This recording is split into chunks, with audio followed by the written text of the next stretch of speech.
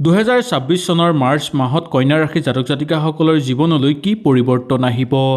ধন, চাকৰি, ব্যৱসায়, প্ৰেম, স্বাস্থ্য আৰু ভাগ্যৰ সম্পূৰ্ণ কথা আমি আজি এই ভিডিঅ'টোৰ যোগেদি জানি লওঁ। আহক ভিডিঅ'টো শেষলৈকে চাব, কাৰণ শেষত এটা গুৰুত্বপূৰ্ণ উপায়ৰ কথা জনাম, যি উপায় কৰিলে ভাগ্য উজ্বলি পৰিব আপোনালোকৰ।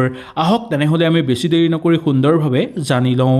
যদি ভিডিঅ'টো ভাল লাগে লাইক এটা কৰি আমাৰ মনোবল বঢ়াব আৰু আপোনালোকৰ বন্ধুবৰ্গৰ লগত শ্বেয়াৰ কৰি তেওঁলোককো উপকৃত কৰিব। বন্ধু বান্ধৱীসকল, মাৰ্চ মাহটো কন্যা ৰাশি জাতক জাতিকাসকলৰ কাৰণে ধৈৰ্য আৰু পৰীক্ষাৰ মাহ বুলি ক'ব পৰা যায়। এই মাহটো আপোনালোকে লাহে লাহে আগবাঢ়িবলৈ চেষ্টা কৰিব লাগিব। কোনো ক্ষেত্ৰত আপোনালোকৰ ক্ষতি হ'ব পাৰে, সেইকাৰণে আগৰ পৰাই অলপ ধৈৰ্য ধৰি খুব সাৱধানেৰে আগভাগ ল'লেহে সফলতা নিশ্চিত হৈ পৰিব। মাহৰ আৰম্ভণিতেই কিছু কামত আপোনালোকৰ বিকল্প অহাৰ সম্ভাৱনা দেখিবলৈ পোৱা যাব পাৰে। মানসিক অশান্তি বৃদ্ধি পাবলৈ ধৰিব পাৰে। সিদ্ধান্ত লোৱাৰ ক্ষেত্ৰত আপোনালোকৰ অলপ ঢিলামি দেখিবলৈ পোৱা যাব।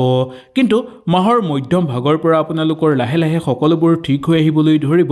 সকলো ক্ষেত্ৰতে আপোনালোকে ভবাতকৈ বেছি সফলতা আৰু উন্নতি কৰিব পৰাৰ যোগ দেখিবলৈ পাব। কন্যা ৰাশি জাতক জাতিকাসকলৰ চাকৰি আৰু ব্যৱসায়িক বাণিজ্যৰ কথা ক'বলৈ হ'লে, যিসকল লোকে চাকৰি কৰি আছে, মাৰ্চ মাহত তেওঁলোকৰ কাৰণে কৰ্মৰ চাপ অলপ বেছি থাকিব পাৰে। দৈনন্দিন কাম কাজৰ লগত জড়িত লোকসকলৰ ভুল বুজাবুজি হোৱাৰ সম্ভাৱনা থাকিব পাৰে। কিবা কামত যদি আপোনালোকে নতুনকৈ আগভাগ ল'ব বিচাৰিছে, খুব সাৱধানে আৰু ধৈৰ্য ধৰি সেই কামত আগভাগ ল'ব লাগিব। গুৰুত্বপূৰ্ণ কথা এইটোৱেই হৈছে, এই মাহত নতুন চাকৰিৰ সাল সলনি হোৱাৰ যোগ দেখিবলৈ পোৱা যাব। ডাঙৰ সিদ্ধান্ত লোৱাৰ ক্ষেত্ৰত অলপ অপেক্ষা কৰাটো আপোনালোকৰ কাৰণে দৰকাৰ বুলি ক'ব পাৰি।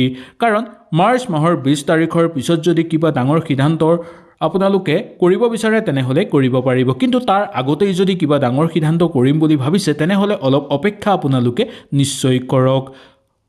আপোনালোকে অফিচত অলপ আপোনাৰ মূল্য বৃদ্ধি পাবলৈ ধৰিব। উচ্চ অধিকাৰীৰ লগত আপোনালোকে থাকোঁতে ভাল যোগাযোগৰ অংশীদাৰ হ'ব পাৰিব। ব্যৱসায় কৰি থকা লোকসকলৰ কাৰণে মাহৰ আৰম্ভণিটো অলপ লাহে লাহে আৰম্ভ হ'বলৈ ধৰিব। কিন্তু মাহৰ শেষৰ ফাললৈ প্ৰচুৰ পৰিমাণে লাভ বৃদ্ধি হ'বলৈ ধৰা দেখিবলৈ পাব। পুৰণা গ্ৰাহক বা পুৰণা যোগাযোগৰ ক্ষেত্ৰত বহু বেছি ধন আপোনালোকৰ ঘৰলৈ আহিব। ধন আগমনৰ কাৰণে আপোনালোকে বিশেষকৈ বেলেগকৈ একো কৰিব নালাগে। সেই গতিকে আপোনালোকে এই মাহটো প্ৰথম ভাগত অলপ ধৈৰ্য ধৰি চলিবলৈ চেষ্টা কৰাটো উচিত বুলি ক'ব পৰা যায়।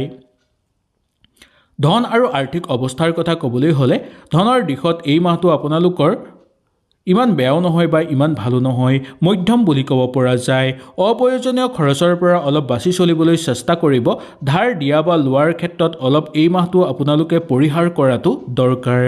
জমা ধন যাতে খৰচ য'তে ত'তে নহয় তাৰ প্ৰতি লক্ষ্য ৰাখিব। সঠিকভাৱে আপোনালোকে পৰিকল্পনা কৰাৰ পিছতহে অৰ্থ ক্ষতি কৰিবলৈ চেষ্টা কৰাটো উচিত। মাহৰ শেষৰ ভাগত আপোনালোকৰ হঠাৎ ভাল খবৰ অহাৰ যোগ দেখিবলৈ পাব। অপ্ৰত্যাশিকভাৱে আপোনালোকৰ ধন লাভৰ যোগো দেখিবলৈ পোৱা যাব। নতুনকৈ যদি কিবা কামত আপোনালোকে বিনিয়োগ কৰিব বিচাৰে, তেনেহ'লে মাহৰ মধ্যম ভাগৰ পিছৰখিনি আপোনালোকে কৰিব পাৰিব। কিন্তু প্ৰথম অৱস্থাত যদি কিবা ক্ষেত্ৰত আপোনালোকে বিনিয়োগ কৰিম বুলি ভাবিছে, তেনেহ'লে দুই এবাৰ ভালকৈ চাই চিতি ল'ব বা গুৰুস্থানীয় ব্যক্তিৰ পৰা ভালকৈ পৰামৰ্শ ল'ব। তাৰ পিছতহে আপোনালোকে বিনিয়োগ কৰাটো উচিত। প্ৰেম আৰু দাম্পত্য জীৱনৰ কথা ক'বলৈ হ'লে, প্ৰেমৰ ক্ষেত্ৰত এই মাহটো আপোনালোকৰ কথা বতৰা বা বিশ্বাসৰ প্ৰতি অলপ গুৰুত্ব দিব লাগিব। যিসকল লোকে অবিবাহিত হয়, তেওঁলোকৰ কাৰণে পুৰণা প্ৰেমৰ বোজা আহি পৰিব পাৰে। পুনৰ জীৱনলৈ আহিব পাৰে নতুন প্ৰেম আপোনালোকৰ। নতুন কোনো ব্যক্তিৰ লগত চিনাকি হ'ব পাৰে আপোনালোকে।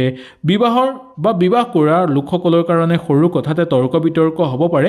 কোনো তৃতীয় পক্ষই আপোনালোকৰ সংসাৰৰ মাজত সোমাই কণ্ডল কৰাৰ সম্ভাৱনা থাকিব পাৰে।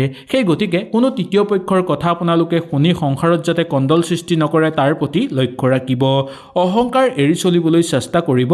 শান্তভাৱে কথা পাতিবলৈ আৰু শান্তভাৱে কথাবোৰ বুজিবলৈ আপোনালোকে চেষ্টা কৰিব। মাহৰ শেষৰ ফাললৈ দাম্পত্য জীৱনত পুনৰ মধুময় আহি পৰাৰ যোগ দেখিবলৈ পোৱা যাব। স্বাস্থ্যৰ ক্ষেত্ৰৰ কথা ক'বলৈ হ'লে, স্বাস্থ্যৰ ক্ষেত্ৰত এই মাহটো আপোনালোকৰ মানসিক চাপ বেছি অনুভৱ কৰা যেন আপোনালোকে দেখিব। ঠিকমতে আপোনালোকৰ টোপনি নহাৰ ফলত আপোনালোকৰ স্বাস্থ্যৰ অৱনতি ঘটিব পাৰে। পেটৰ সমস্যাই দেখা দিব পাৰে বা গেছৰ সমস্যাই আপোনালোকক কষ্ট দিব পাৰে। মূৰ বিষ হ'ব পাৰে বা মূৰৰ ক্লান্তি আপোনালোকৰ হ'ব পাৰে। উচ্চ ৰক্তচাপত ভোগাৰো প্ৰবল সম্ভাৱনা দেখিবলৈ পোৱা যাব পাৰে।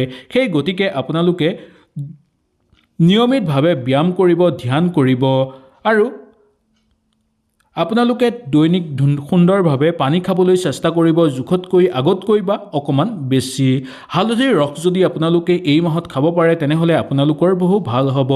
মাহৰ শেষৰ ফাললৈ বা মাহৰ মধ্যম ভাগলৈ আপোনালোকৰ স্বাস্থ্য আগৰ তুলনাত কিছু পৰিমাণে ভাল হৈ পৰা দেখিবলৈ পোৱা যাব।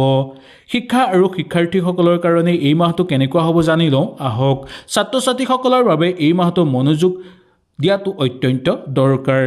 মোবাইল বা সামাজিক মাধ্যমৰ পৰা অলপ দূৰত্ব বজাই ৰাখিবলৈ আপোনালোকে যিমান পাৰে চেষ্টা ৰাখক। পুৰণা পাঠ আপোনালোকে পুনৰ পঢ়িবলৈ চেষ্টা কৰিব লাগিব। ধৈৰ্য সহকাৰে আপোনালোকে অধ্যয়ন কৰিলে সফলতা আপোনালোকৰ নিশ্চিত হৈ পৰিব। মাহৰ শেষৰ ভাগত পৰীক্ষাৰ ভাল ফল আপোনালোকে অৰ্জন কৰিব পাৰিব। নতুনকৈ কিবা পৰীক্ষাৰ কাৰণে যদি আপোনালোকে সাজু হৈ আছে তেনেহ'লে এই মাহটো আপোনালোকে বিশেষভাৱে অধ্যয়নৰ প্ৰতি গুৰুত্ব দিব লাগিব। কিবা যদি চাকৰি বাকৰিৰ কিবা পৰীক্ষাৰ কাৰণে আগভাগ লৈ আছে তেনেহ'লে পঢ়া শুনাৰ ক্ষেত্ৰত বিশেষ আপোনালোকে মনোযোগ দিয়ক। এই মাহৰ বিশেষ তাৰিখৰ কথা ক'বলৈ হ'লে 1 তাৰিখৰ পৰা 10 মাৰ্চৰ ভিতৰত আপোনালোকৰ মানসিক অশান্তি বৃদ্ধি পাবলৈ ধৰিব পাৰে, অধৈৰ্য হৈ পৰিব পাৰে আৰু পৰীক্ষাৰ ক্ষেত্ৰত মধ্যম ফলাফল দেখিবলৈ পোৱা যাব। কিন্তু 11 তাৰিখৰ পৰা 20 মাৰ্চৰ পিছৰ পৰা আপোনালোকৰ দেখিবলৈ পাব যে লাহে লাহে পৰিস্থিতি ভাল হৈ পৰিবলৈ ধৰিব। 21 মাৰ্চৰ পৰা 31 মাৰ্চলৈকে আপোনালোকৰ ভাগ্য উজ্বলি পৰিবলৈ ধৰিব আৰু ভাল খবৰ ঘৰলৈ আহিব আৰু বহুকেইটা ক্ষেত্ৰত আপোনালোকে লাভৱানো হ'ব পাৰিব। কন্যা ৰাশি জাতক জাতিকাসকলে এই মাৰ্চ মাহৰ বুধবাৰে যদি সেউজীয়া বস্ত্ৰ আপোনালোকে কাৰোবাক উপহাৰ দিব পাৰে তেনেহ'লে আপোনালোকৰ অত্যন্ত শুভ হ'ব আৰু নিজেও যদি বুধবাৰে আপোনালোকে সেউজীয়া বস্ত্ৰ পৰিধান কৰিব পাৰে আপোনালোকৰ অত্যন্ত শুভ হ'ব। প্ৰতিদিনেই 5 মিনিট সময় হ'লেও আপোনালোকে ধ্যান কৰিবলৈ চেষ্টা কৰিব। মা দেউতাৰ আশীৰ্বাদ ৰাতিপুৱাৰ সময়ত ল'বলৈ চেষ্টা কৰিব। মিছা কথা আৰু সন্দেহৰ পৰা এৰাই চলিবলৈ চেষ্টা কৰিব। ইয়াৰ লগতে ভালকৈ টোপনি যাবলৈ চেষ্টা কৰিব। এনেকৈ যদি আপোনালোকে কৰে তেনেহ'লে গোটেই মাহটো আপোনালোকৰ সুন্দৰভাৱে পাৰ হ'ব আৰু এই মাৰ্চ মাহত আপোনালোকৰ ভাগ্য বহুগুণেই বৃদ্ধি পাবলৈ ধৰা দেখিবলৈ পাব। বন্ধু বান্ধৱীসকল, মাৰ্চ মাহটো কন্যা ৰাশি জাতক জাতিকাসকলৰ কাৰণে ধৈৰ্য আৰু বুদ্ধিমত্তাৰ মাহ বুলি ক'ব পৰা যায়। আপুনি যদি শান্তভাৱে আগভাগ লৈ শান্তভাৱে যদি কাম কৰে তেনেহ'লে কৰ্মক্ষেত্ৰতেই হওক বা চাকৰিৰ ক্ষেত্ৰতেই হওক বা যিকোনো ক্ষেত্ৰত আপোনালোকে প্ৰচুৰভাৱে সফলতা অৰ্জন কৰিব পাৰিব। হঠাৎ আপোনালোকৰ ঘৰলৈ অৰ্থৰ আগমন হ'বলৈ ধৰিব।